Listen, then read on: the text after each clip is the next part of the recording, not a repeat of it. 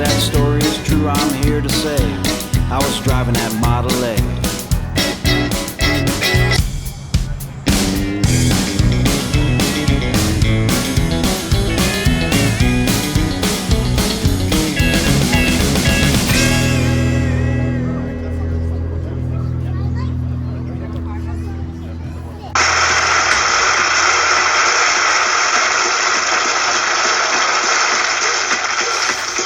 Testify, but you just can't win, cause I'm here to tell you guilty as sin. Here comes the judge. Here comes the judge. Here comes the judge.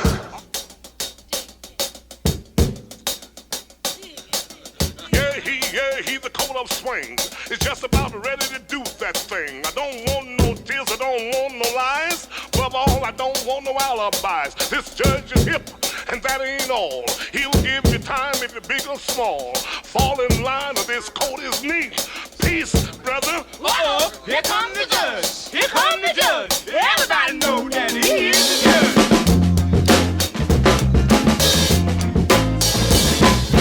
Everybody, near and far, I'm going to Paris to stop this war. All those cats got to listen to me, because I am the judge and you can plainly see. I want a big round table when I get there. I won't sit down to wonder square. I'm gonna lay down the law. They better not budge. I'll bust some head because I am the judge. He is the judge. He is the judge. Everybody knows that he is the judge. Welcome back to Wheels of Wellesley number 13. And we are with Colin Dunphy, who has a very interesting car, a Pontiac Judge. It was a specially built Le Mans body vehicle. It was a very low production unit, and Colin's going to tell us a thing or two about this car. So, how did you get this thing? I bought this car at GAA auction in North Carolina. It has just turned 15,000 actual miles on it from new. It has the Ram Air. It has it's been repainted once. It's got the 4-speed box on it, and it drives great. How many of these units did they actually produce? This is a very rare model. I think they just produced over 1,000, and that was it. Oh, yes. This one, like I say, has very, very low mileage on it. Love the car. This is the second show I've taken it to, and the weather is beautiful here today. Another good turnout at Wellesley. And low pollen count. What a good fortune. Yes. So the colour is Orbit Orange, and like I say, it has a 4-speed manual gearbox on it, and it has the Ram Air, and it runs real good. The interior is like new. So as Flip Wilson used to say on television, here come the judge. He know what to do. And we have the matching license plates front and back, with guilty on the front of it and not guilty on the back. That's very good. Colin, thank you so much. Thank you very much, and enjoy the day. All right.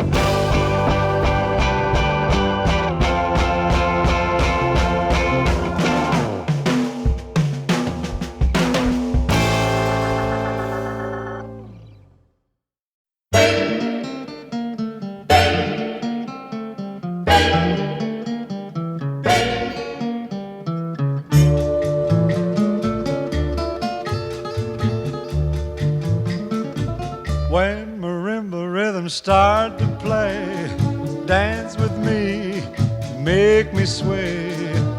Like the lazy ocean hugs the shore, hold me close, sway me more. Like a flower bending in the breeze, bend with me, sway with ease. When we dance you have a way with me, stay with me, sway with me. Other dancers may be on the floor, dear, but my eyes will see only you. Only you have the magic technique. When we sway, I grow weak. So with us today is Nick Nichols, who is the owner of this black coupe called El Morocco. I don't know what this car is, so we decided we'd chat him up and find out what is the story about this very unique set of wheels. Well, a gentleman was a Cadillac guy in the 50s and all that. He was very successful, surplus parts, all that. and he bought a brand new 55 Caddy Eldorado, and he had the idea with Tri-5s to make them look like a Cadillac. So supposedly he approached GM for the authorization. He started in 56, bought brand new Chevys, $50 over cost, and modified the outside bodies. This is the 57, obviously. And in 56, he did a total of 20 of them. Brand new Chevys, $50 over dealer cost, and he charged like $700 after modifying them. That was a big number. It was a back big then. number back then, $700. A lot of people didn't go for it because a basic Bel Air went for 56, I don't know, 2,500, 2,600. If that. And he was getting another 700. They thought it was a lot of money. So 57, he did a total of 16. That's the numbers. There's different numbers, but a good source of mine said only 16 were produced in 57. 6 four-door sedans, 6 convertibles, 4 two-door hardtops, and this example is the only one with factory air conditioning. I'll be darned. And, It looks just like an Eldorado. well, Eldorado, yeah, handmade fins, different style. The bumper's all handmade. You see the Dagmars here. Yeah, that's the story on this. All right. Well, there you go. This is a pretty crazy car. Thank you. Thank you so much, Nick. My pleasure. Thank you. Alrighty.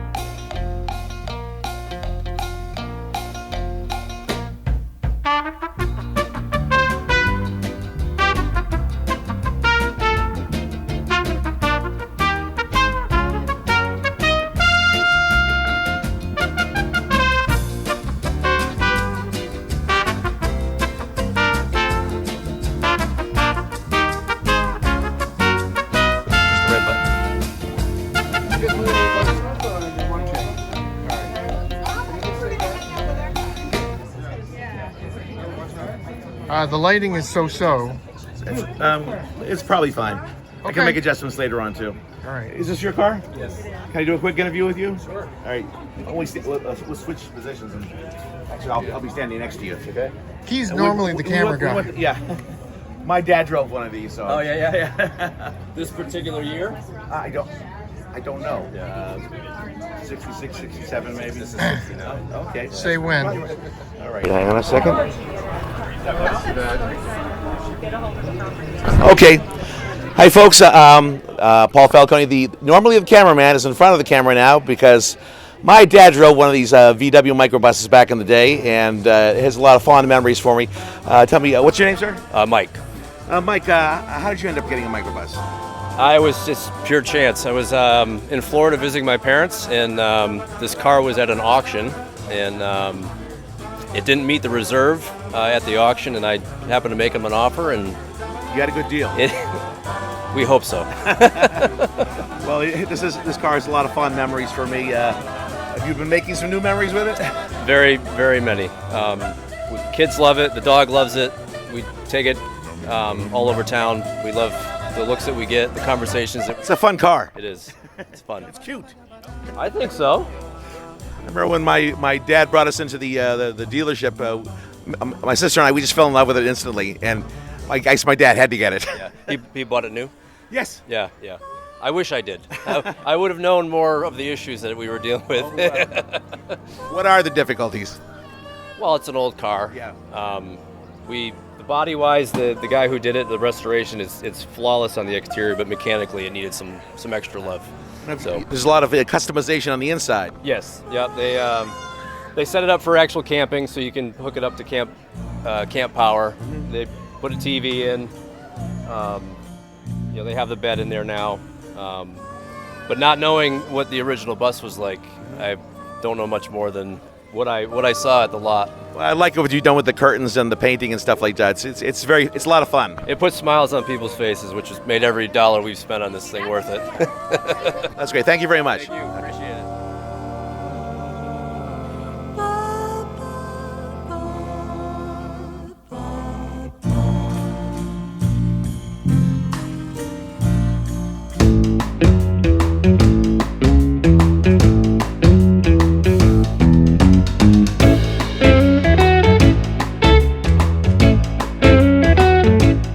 Today we have Chuck Wade with the 1929 Ford Hot Rod, also referred to back in the day as a highboy. My mother spoke of these cars after World War II. They were all over the place in metropolitan New York, and they were all go and no brakes. So tell us, how did you come across this thing? It's a real, authentic, period example of a home-built hot rod. Well, I have a few cars at home that aren't running, and a fellow saw this, I believe it was on Facebook in Florida, and he called a friend of mine in Abington, and he called me in Norwood to tell me about the car because it was for sale up here, and we went down there to look at it. I saw it sitting under a tree, and I said, yeah, that's me, and I bought it. Well, there you go, right down to the black primer. Yep. Everything was black primer back then. Well, paint was expensive, and you know, a lot of people say, well, when are you going to paint it? Well, if I painted it, I'd still want the spider webs and the pinstriping back on it, because that's what they did in the day. Indeed. Everything is on these cars. I mean, it's 97 years old, so a lot of things have been changed, obviously. And removed, I might add. Yeah, well, what do they weigh? A couple of 1,000 pounds? I mean, a small, no-nothing horsepower V8 moves them along just fine, and they get decent mileage. What do you get for fuel mileage, speaking of $6 a gallon premium? Well, my coupe, which got a much bigger engine, I was getting 18, and I probably could have tuned it finer, but I was happy the way it was. Okay, all right. This has, the brakes on this car are actually too big for it. These brakes are out of a General Motors, say a Caprice or something, and the power just brakes. You got to be careful because the cross section of these tires, you can lock them up very easily. Then you're not stopping. Well, it's better than the original brakes, which were push rod. Yeah, mechanical brakes. Yeah, even a garden tractor would stop better than that. I agree.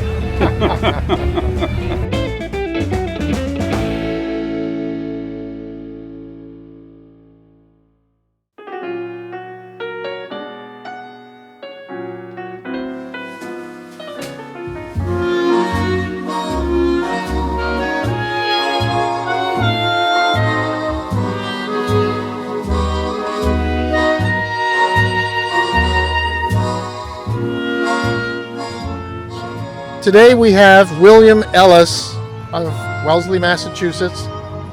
He is a member of the board of directors of the Wellesley Historical Society. He also is the proud owner of this Hillman Minx, M-I-N-X. Very unusual car. William will also be participating in the parade this afternoon, which is very exciting. But tell us, how did you come across this really unique set of wheels? The car was for sale in California, and a friend sent me a picture of it, and it needed a complete restoration. And through a series of friends, I got hooked up with someone who does a lot of work in Southern California restoring cars. So I purchased the car, sent it to him, and 3 years later it came out looking sort of like this. Only 3 years? Yeah, well, and this is a 20-year-old paint job, so it's held up very nicely. I concur. It really does look very lovely. And the Minx and the Hillman were kind of rare. I couldn't find many in the United States. They were produced in England and imported, and this one spent its entire life in the LA area. One owner, she was a school teacher, and she drove it to work. And then she passed away, and it sat in her garage until the estate sold it to a friend, who then sold it immediately to me. So I was about to ask the question, when this vehicle was offered for sale, who was the demographic? What type of customers would purchase this vehicle? Somebody who wanted a more economical vehicle. It's a little small 4-cylinder engine.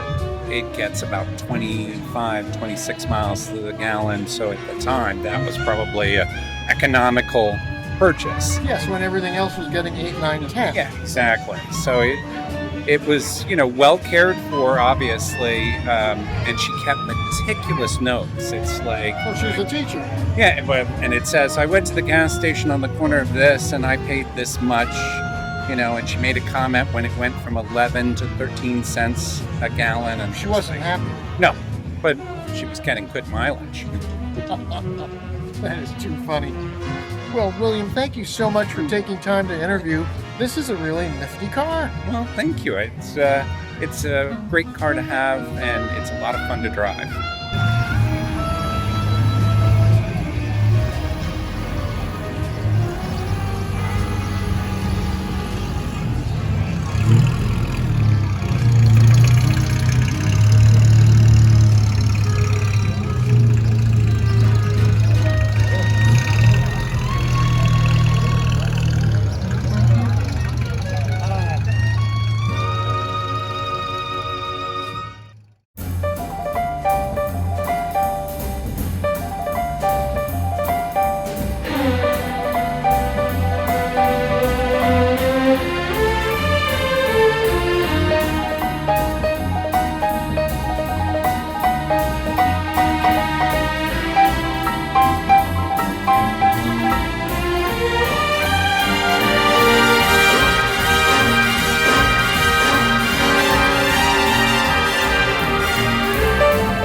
With us today is Rich Gavoni of Waltham, Massachusetts, and Rich is a big collector of Chrysler, Plymouth, Dodge vehicles. And today we have a big block Coronet 1966. How did you come across this car? Well, it was found for me. It was on a Craigslist ad down in Texas. And a friend of mine found it and sent it to me. And because of its rarity, it basically pushed all my buttons and I had to buy it. How many feet long is this thing anyway? Well, probably about 18 feet. And this was a mid-sized car back in the day. So you got to remember that. They made bigger cars. They really did. Just think, if you made someone go to driving school and practice parallel parking in this, that really would raise the bar. Yeah, they could Good luck. pretty much drive anything if they could drive this. But they did back in the day. Today we have self-driving cars and no one has to know how to do anything anymore. There's too many nanny devices. We'll blame the big three. So anyway, was this a high production model or was this considered a very limited edition? No, it was limited. Well, in its configuration, they only made 53 of them, so it is a pretty rare car. But that's the big block 4-speed Coronet 440 model with the convertible. They only made 53 of those. Now, was Coronet a special designation or was it a standard body style? It was a standard body style. They made a Coronet Deluxe. They were lower trim levels. This one is a Coronet 440, this is a model of the cars now, not to be confused with the infamous 440 engine, which ironically was never offered in a Coronet 440 model. Then they had a Coronet 500, and that's a 1966. Okay, well there you have it. A Mopar crash course. Yeah. Well, thanks very much for your time. Thank you.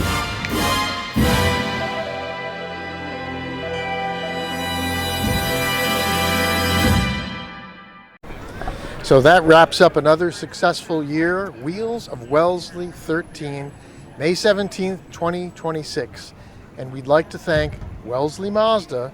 Without their sponsorship, this show would not be possible. It takes a lot of resources to put this on, and it's absolutely worth the effort. We're so excited to bring this to an annual event, and we look forward to seeing you all next year.